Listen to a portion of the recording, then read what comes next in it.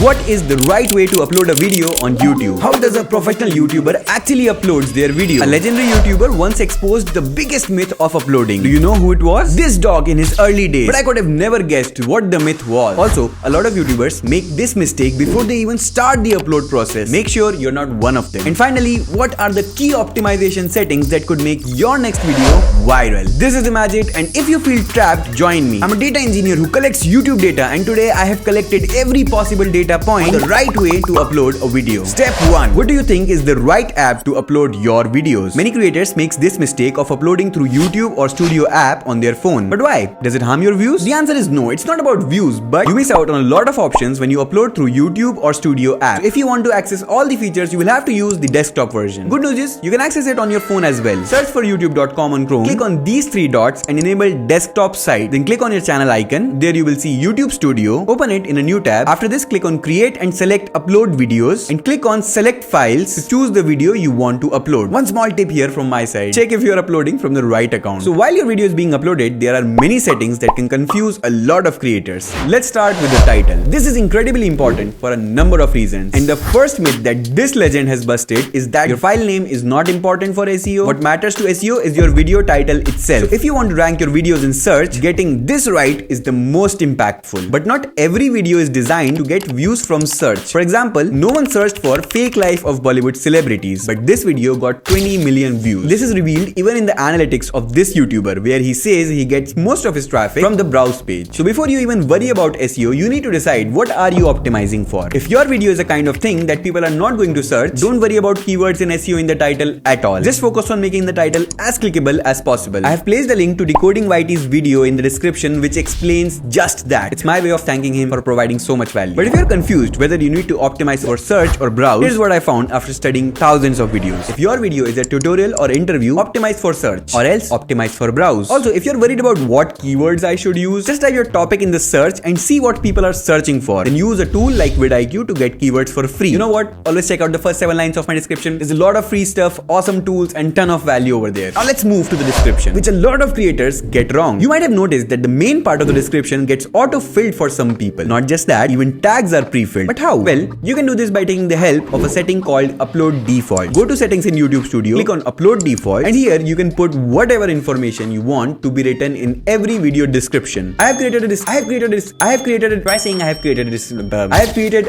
template just like professional YouTubers for you, which you can grab at the end of this video. But let me put it simply in this many seconds. Start your description with a hook for your video, not more than 95 characters. Why? I will get to that in a second, but after your hook, put the CTA for your product or your next video. And I like this advice that I heard somewhere, that rather than placing a normal link for your video, place a link for playlist, because it will keep your viewers watching more of your content. The best part, it keeps your content in front of the viewers without competing with other videos in the recommended section. Now sometimes the viewers might miss the first CTA, so put multiple CTAs in your description. After that, I usually put a code, social, and hashtag, which actually don't matter, but they don't harm as well until you are not overusing them. Because when you do all of that, it appears here, and if you have kept your hook less than 95 characters, this section up here gives a clean message about your video. Whew. That was the meatiest part of our upload. It's all smooth sailing from here. Now, if we scroll down, we end up in the custom thumbnail section. For some reason, if you can't see this, it's probably because you haven't verified your channel. To do that from your settings, now I can't stress this enough. Don't use the auto-generated thumbnails and always upload a custom one or multiple thumbnails by using the test and compare feature. Now, do you think A/B testing is hurting your CTR? I would love to hear what you guys have found, because A/B testing has shown some interesting results. In one of the videos, I found a creator who uploaded the same thumbnail thrice, and what would you expect the results were? Same, right? No. YouTube said that one thumbnail has 40% watch time share, whereas the other one has only 27%. Point is, A/B testing is like 40% accurate, so use it as a tool, but test multiple thumbnails yourself. Now, assuming that you've got a solid thumbnail, here are 6 settings which are boring but quick. Add your video into all the playlists you think are relevant. If your video is literally for kids who are watching Cocomelon, select yes or select no. Also, as per my findings, if your gaming video has violence and stuff, you don't need to age restrict or anything. Add paid promotion if you have a sponsor, and nobody's checking this one where it says if you have altered content. It means that if you have created AI characters or footage that could be mistaken for a real person, you need to check this box. Now, does putting chapters, the thing that creates section in your video, hurts your retention? Well,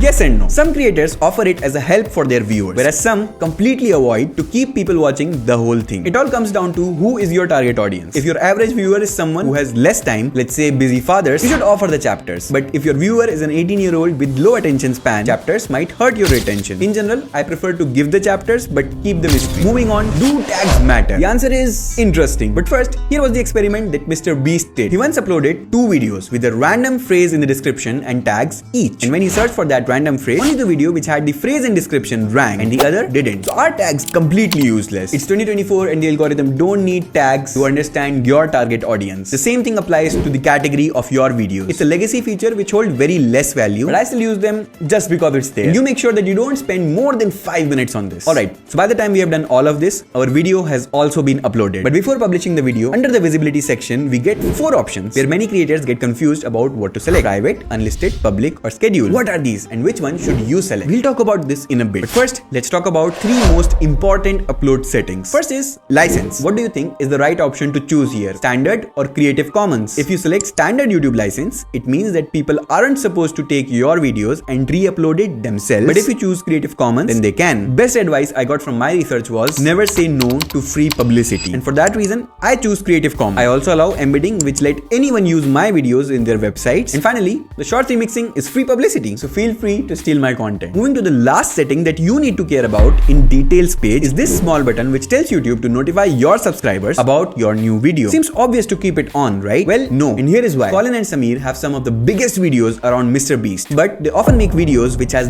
nothing to do with Mr. Beast's audience, like the Good Golf video. So if their subscribers were notified of such a video, they will not watch it and it will send a wrong signal to the algorithm. Is your video something your old audience will enjoy, or you're making this one purely for the new audience? Which is okay, by the way. And if it's the latter, don't check this box. Now, do you know what is the favorite upload setting for a lot of big creators? But उससे पहले I want to talk about one more setting जो मेरा favorite है. And I never miss that because इसके वजह से मुझे लाखों extra views आ चुके हैं. You can access it from video elements, and there you will get an option to add an end screen. There are 2 mistakes that I used to make here. Check out this clip. इसके बाद दूसरा तरीका है YouTube search. इसे समझने के लिए screen पर जो वीडियो है उसे 2 minutes 59 seconds पे skip कर दो and मैं तुमसे वहीं मिलूंगा. जाओ जल्दी देखो. Can you tell me what happened here? He gave viewers a reason to click, which drives his end CTR to the top. And the other mistake was putting multiple elements like my channel and 2 videos. But when you see the end screen of a big YouTuber, they mostly have only one big video suggestion that they pitched in the center. This reduces decision fatigue and increases your end CTR. Now we are about to publish the video, and I humbly request you to subscribe to a data engineer to understand what it takes to manage YouTube. Okay, we have to select one of these 4 options. But first, let's understand the difference between them. If you save the video as private, no one will be able to access it except you. If you hit publish, that means your video will be available in the feed of all your subscribers, and those who press the bell icon will get a notification for this video. And basically, this video will come under algorithm's radar. Most people make the video public as soon as the upload process ends. And it's not even wrong if our channel is small, but there is an option that's better than simply making your video public, and that is unlisted. Saving as unlisted is just like private, but there are some key differences. Like, an unlisted video won't be visible to others until you share the link of the video. One more difference between them is that no one, not even you, can comment on a private video, whereas anyone can comment on an unlisted video until they have its link. This is useful when you want to pin your comment before publishing. Also, if your channel is monetized, YouTube itself suggests to wait for few hours before going public, so that it can check if your video has any monetization or visibility issues, and you can correct that before it's too late. But you must have observed that some channels always upload at a particular time. They do this with the help of schedule button. Once you click on this, you can choose any date and time, and your video will become public automatically exactly at that time. The Premiere checkbox creates a countdown for your videos and give your viewers a live chat box. So in short, the best way to upload your videos is to first save it as unlisted so that you can pin your comment and check if there is any monetization or visibility issue, and then either publish or schedule videos at your favorite time. But what is the right time to upload, and how can that make you shadow ban? Find out in this video, and I will see you there.